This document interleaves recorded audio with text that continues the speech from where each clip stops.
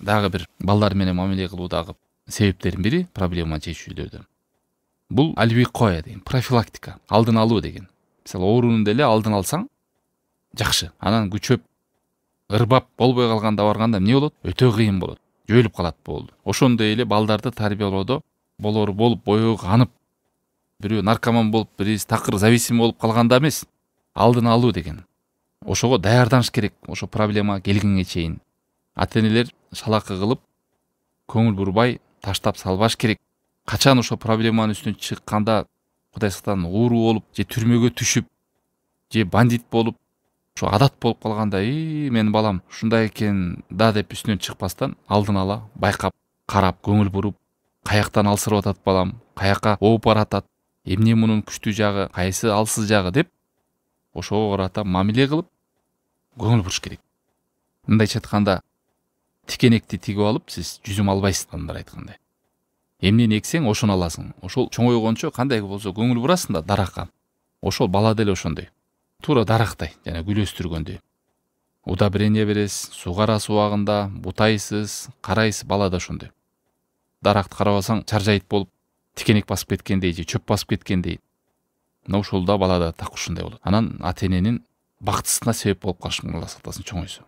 Ошонун артынан кайгырат, балеге түшсө, балегесине түшөт. Ошон үчүн алдын алуу деген бул өтө проблемаларды чечүүдөгү алдыңкы кадамдардан болуп саналат. Ибн Кайым рахимахуллахнын жакшы сөзү бар.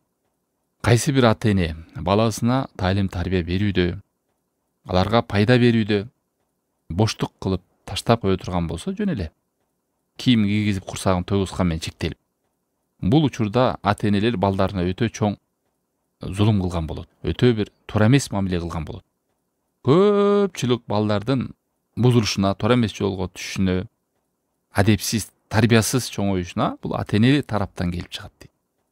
Ата-энелердин таштап койгондугу, кайрыгердигинен бош мамиле кылып аларды калтырып койгондугунан келип чыгат дейт. Бул белгилүү, практикада белгилүү тарых.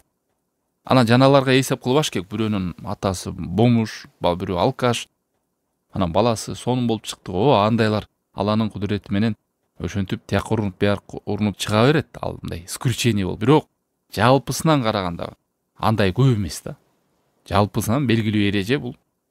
Мээнет кылыш керек, караш керек, тарбиялаш керек, көңүл буруш керек. Ошонун негизинен көп белгилүү чыгат. Анан бирин серинди көрүп, мен деле ошонун бири болуп калат окшойт дебеш керек да.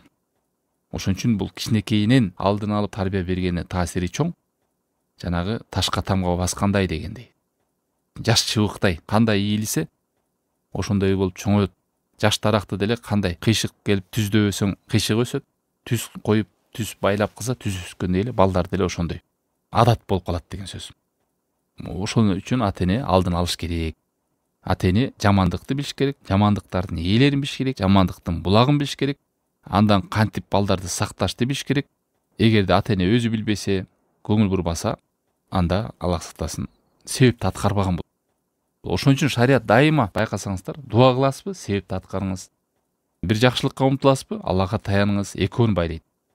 Мына баламды тарбиялайм дедиңизби, дуа кылыңыз, жакшылык кылыңыз, бирок алдын алыңыз. Ошон үчүн алдындарда белгилүү сөз бар. 1 сом алдын алууга коротконуңуз жакшыраак, чем миллион сомду ишик келип, балеси болуп, боёганып калгандан анан эми коротом деген каранда.